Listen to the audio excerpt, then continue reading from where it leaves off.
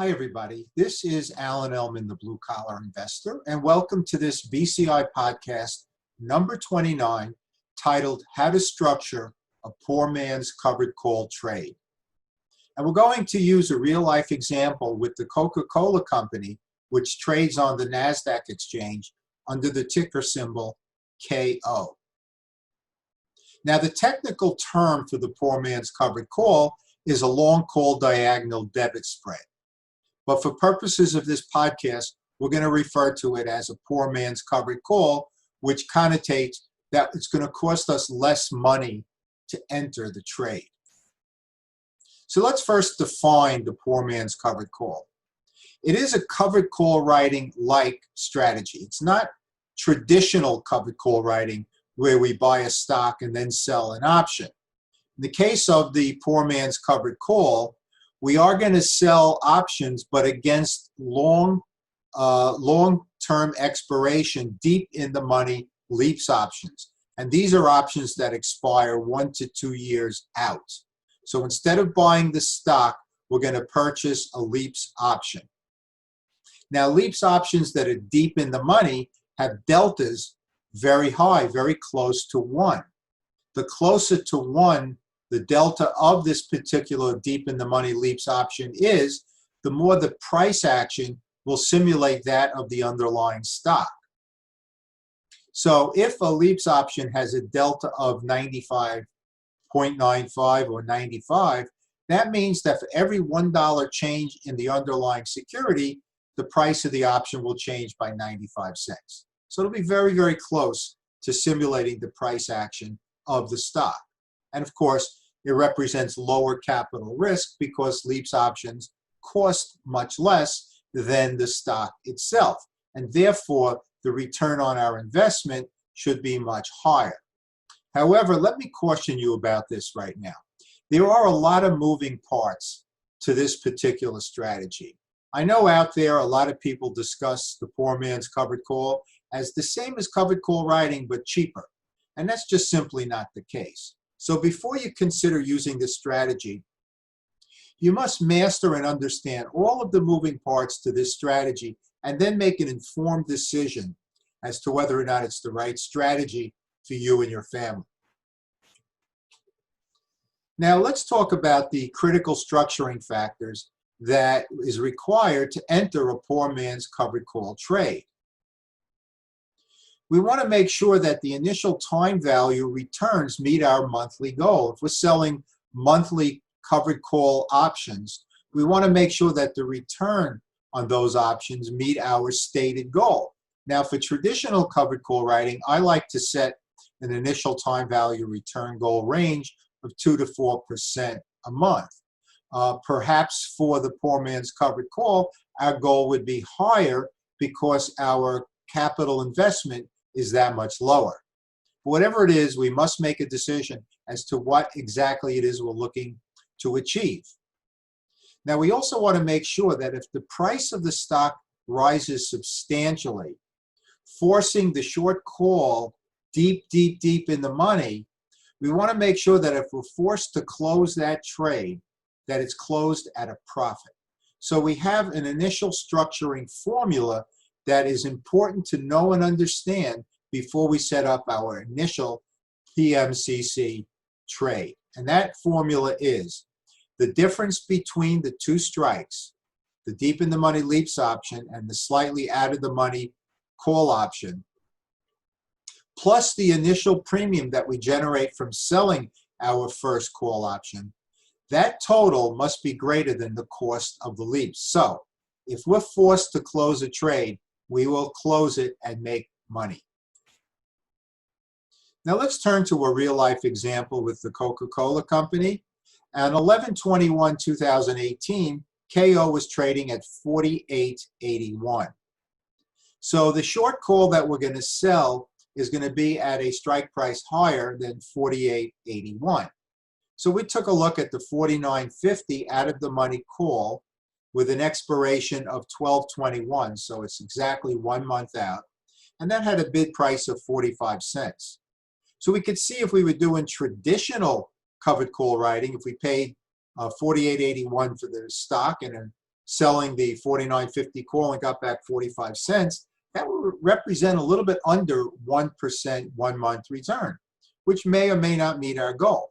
But since we're writing that call against the leaps option, the return should be much higher, and it will be, as you'll see in a moment. Now, the 35 deep in the money leaps option. So remember, KO was trading at 48.81. We're looking at the 35, much lower strike that expired on 1/20/2020. So it's about a year, a little over a year away. And that had an ask price of 14.05. So when we buy an option, we buy at the ask price. When we sell an option, we sell at the bid price. So these are the numbers, folks. 48.81 is what KO was trading for at the time the trade was being considered. The 49.50 out of the money, 1 month out strike had a bid of 45 cents. And the deep in the money 35 leaps, expiring a little more than a year away, had an ask or cost price of 14.05. So let's have a look now at our initial structuring formula. And if you recall, the difference between the strikes, 49.50 and 35, plus the initial short call premium, 45 cents, should be greater than the cost of the leaps, which was 14.05. And in fact, that is the case. 14.95 is greater than 14.05. So there's a net credit of 90 cents. Now, if you feed that into the BCI PMCC calculator, you will receive the following data. Yes, in fact, the initial trade is structured to have a net credit of 90 cents per share, $90 per contract. Now, based on our cost basis, that represents a 3.20% 1 month return, much greater than the under 1% had we been using traditional covered call writing and paid 48.81 for the stock rather than our 14.05 that we paid for the leaps option. Now, we also have some upside potential possibility here, right? If KO goes from current market value of 48.81 up to the 49.50 strike, that would represent an additional 4.91%, meaning there's a possibility here of a 1 month return of 8.11%. So I think you could see that when you're using the poor man's covered call, because our initial investment is so much lower than what it would be for traditional covered call writing, that the opportunities for our return on our investment is much greater. So once again, initially we generated $90 per contract on the short call, and with upside potential, there's a possibility of an 8.11 1 month return. Very, very high, impressive return.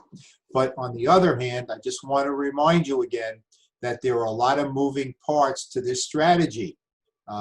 Beyond the scope of this podcast to get into them, but keep in mind, we're taking a long-term position, one more than a year out. We have earnings reports to deal with. We have funding for rolling options. We have funding for rolling our long leaps positions. Trades turn against us. We must be prepared to take action. So there are a lot of moving parts. As a matter of fact, in the PMCC calculator that was created by the BCI team, there were over 20 formulas within that one calculator to show you how much more involved this is than simply covered call writing, but cheaper. And we have tabs on that calculator for trade management as well. So let's summarize now. Before entering a poor man's covered call trade, we must confirm the initial structuring formula, that it results in a net credit. So if we have to close the trade, we'll actually make some money. We also want to make sure that the return on our option for the short call meets our stated goal. Now, the stated goal will vary from investor to investor. So you must say, what is it I'm looking to achieve on a monthly basis?